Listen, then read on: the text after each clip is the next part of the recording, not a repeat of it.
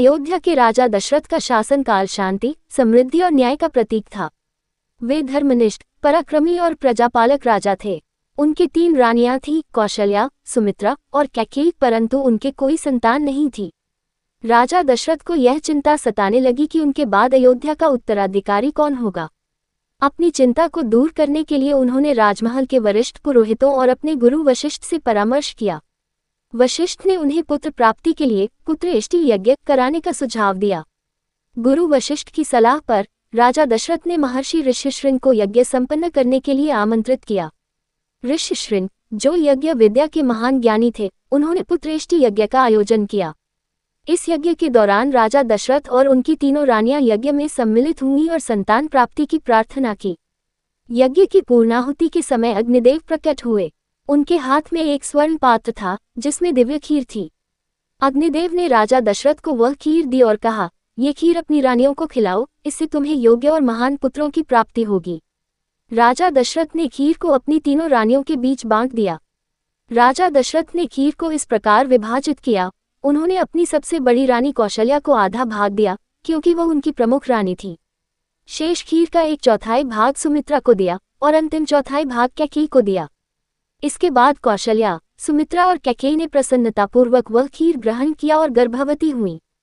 कुछ समय बाद 3 रानियों ने पुत्रों को जन्म दिया। कौशल्या ने भगवान विष्णु के अवतार राम को जन्म दिया। कैकेयी ने भरत को जन्म दिया और सुमित्रा ने 2 पुत्रों, लक्ष्मण और शत्रुघ्न को जन्म दिया।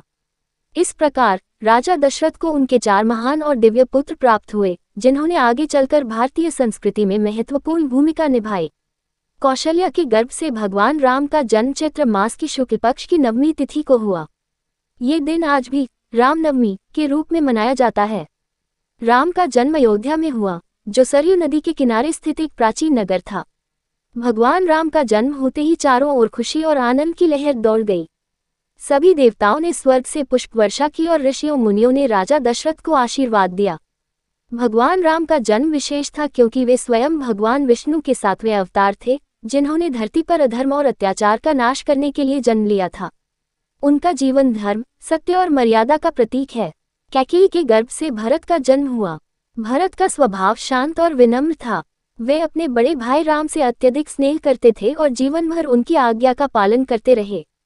भरत के जीवन का सबसे महत्वपूर्ण उदाहरण तब सामने आता है जब राम के वनवास के बाद भरत ने अयोध्या का राज्य स्वीकारने से मना कर दिया और राम की चरण पादुका को सिंहासन पर रखकर स्वयं को उनका सेवक माना। भरत की भक्ति और राम के प्रति उनका प्रेम अद्वितीय था। सुमित्रा के गर्भ से 2 पुत्रों का जन्म हुआ, लक्ष्मण और शत्रुघ्न।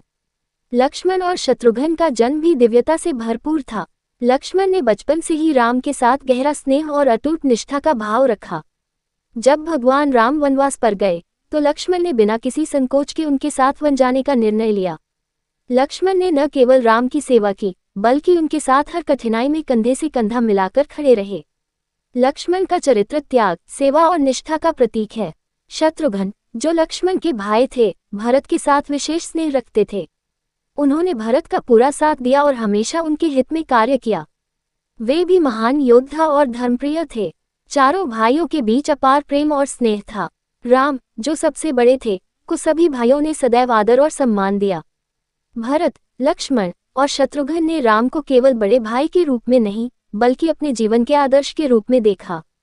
राम का स्वभाव अत्यंत सरल और संतुलित था, जिससे उनके सभी भाई उन्हें आदर्श मानते थे।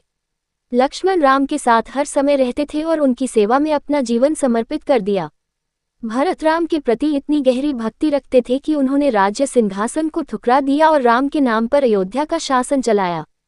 शत्रुघ्न ने भरत के साथ हमेशा उनकी सेवा की और राम के आदर्शों का पालन किया।